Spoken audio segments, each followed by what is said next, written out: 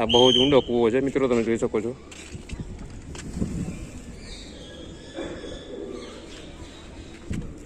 આ કૂવા તરફ જવાનો રસ્તો છે, તો આપણે વિડીયોમાં જોડાયેલા રહેજો. અહીંયાથી તો તમને હું કૂવો નહીં દેખાડી શકું, કારણ કે અહીંયાથી તો આગળ રેલિંગ મારેલી છે. આ બાજુથી તેનો જવાનો રસ્તો છે, જો અહીંયા લખેલું છે નવણગઢ કૂવો, અને લોકો અહીંયાથી નીચે ઉતરી રહ્યા છે. આપણે જવાનો રસ્તો આ બાજુથી છે મિત્રો, તો વિડીયો જોતા રહેજો. ઉપરકોટના કિલ્લામાં મિત્રો ઐતિહાસિક નવગઢ કૂવો છે. આ રીતે આમ કંઈક રસ્તો જાય છે.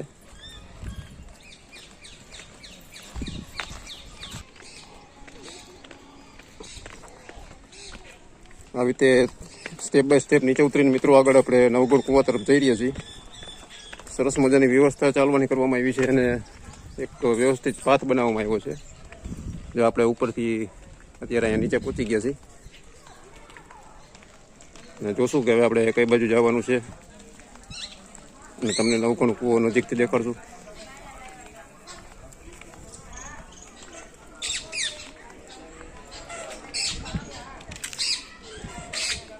અહીંયાથી લગભગ નીચે જવાનું છે. આપણે અહીંયાથી નીચે જશું, પણ આપણે ઉપરના દ્રશ્યો પણ તમને દેખાડશું. પહેલાં તમને કૂવો દેખાડશું, ઐતિહાસિક કૂવો.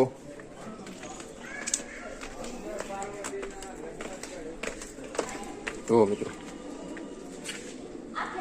અદ્ભુત વિશાળ જગ્યામાં મિત્રો આ જૂનાગઢના ઉપરકોટના કિલ્લામાં એક પહાડની અંદર આ કૂવો બનાવવામાં આવ્યો છે. આપણે પગથિયે ઉતરીને નીચે જઈ રહ્યા છીએ. જુઓ મિત્રો, આપણે ઉપરથી ત્યાંથી તમને મેં દ્રશ્યો દેખાડ્યા હતા. આપણે હવે નજીક પહોંચી રહ્યા છીએ. આપણે અહીંયાથી આગળ જવાનો રસ્તો છે.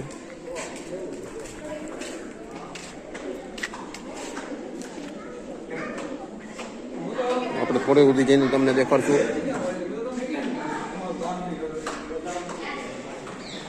કે આગળ જવાની પરમિશન છે કે નહીં.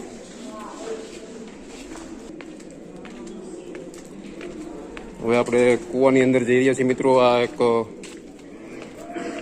હજારો વર્ષ ઐતિહાસિક આ કૂવો છે, એને નવગઢ કૂવો કહેવાય છે. કે રાજાના પુત્ર ખેંગારજી આ કૂવો બનાવવામાં આવ્યો હતો.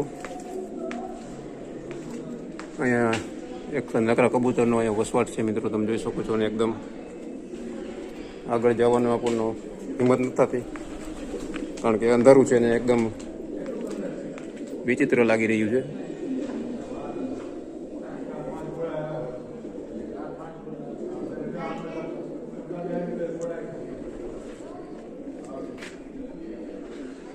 આપણે ઉપરથી મિત્રો નીચે પહોંચ્યા છીએ, તમે જોઈ શકો છો.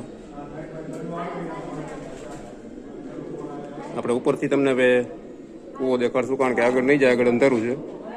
મિત્રો સામે તમે જે પગથિયા જોયા તે આપણે નીચે ઉતરીને આગળ ગયા હતા, અને ત્યાંથી આપણે પાછા વળી ગયા હતા.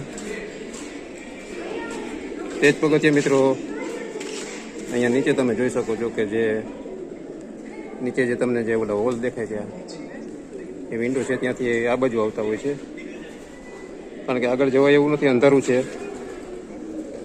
અને અંધારામાં આપણને દેખાય નહીં. અહીંયાથી તમને આ નવગઢ કૂવો બતાડી દઉં મિત્રો, કારણ કે માઇકમાં પણ અનાઉન્સ કરવામાં આવે છે કે અંધારામાં જવું ને જીવજંતુ હોઈ શકે છે.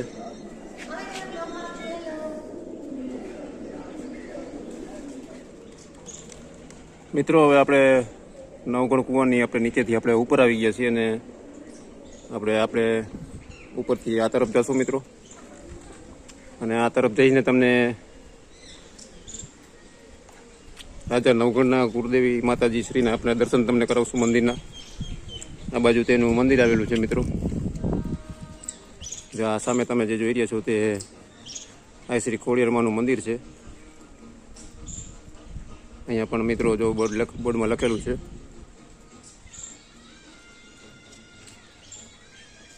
કે રા નવગઢના કુળદેવી. તો અહીંયા માતાજીના દર્શન મિત્રો તમે કરી લેજો.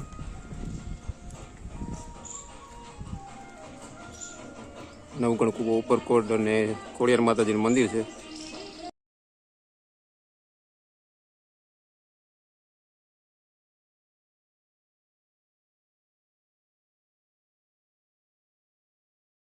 મિત્રો તમે ઉપરકોટ કિલ્લે આવો તો નવગણ કુવો જોવાનું ભૂલતા નહીં.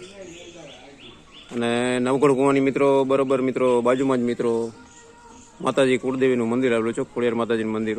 આ તમે સામે જોઈ રહ્યો છો, તો અહીંયા દર્શન કરવા અવશ્ય આવજો. સામે છે નવગણ કુવાની જગ્યા મિત્રો. આ કુવો છે આ બાજુ.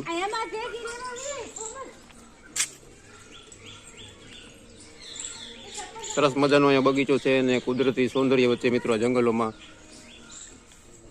આ નવગણ કુવો અને ઉપરકોટનો કિલ્લો આવેલો છે. તમે જોઈ શકો છો કે જંગલનું વાતાવરણ છે. સરસ મજાની બેસવાની વ્યવસ્થા છે અને સુંદર કુદરતી વાતાવરણની વચ્ચે આ મંદિર આવેલું છે. મિત્રો સામે તમે નવગણ કુવો જોઈને જેવા તમે બહાર આવો છો તો નવગણ કુવાની પાસે જ મિત્રો અનાજનો કોઠાર આવે છે, ભંડાર આવે છે. કહેવાય છે કે વિપુલ પ્રમાણમાં મિત્રો અનાજ ભેગું કરવા માટે આ ભંડારો બનાવવામાં આવ્યો હતો. તમે જોઈ શકો છો કે કેવડી મોટી જગ્યામાં મિત્રો આ કોઠાર બનાવવામાં આવ્યો છે.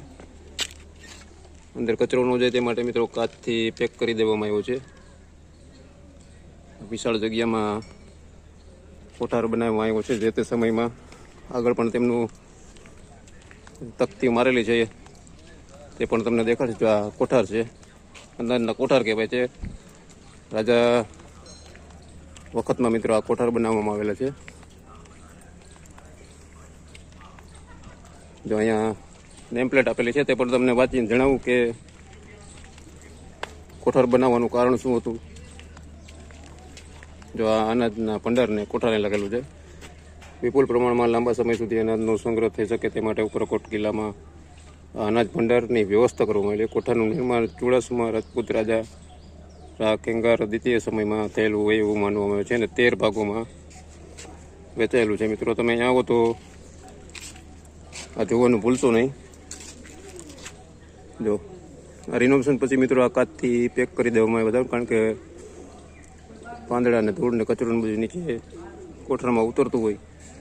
અંદર પણ તમે જોઈ શકો છો કે પાંદડા કોઠારમાં ઉગી ગયા છે. ઉપરકોટના કિલ્લામાં આવો તો મિત્રો તમે ગાઈડ જરૂર લેજો. તમને ગાઈડ લેશો તો તમને ઉપરકોટ કિલ્લાનો ઇતિહાસ તમને જાણવા મળશે. તો વિડીયો પસંદ આવે તો વિડીયોને લાઈક કરજો, શેર કરજો અને સબસ્ક્રાઈબ કરવાનું ભૂલતા નહીં મિત્રો.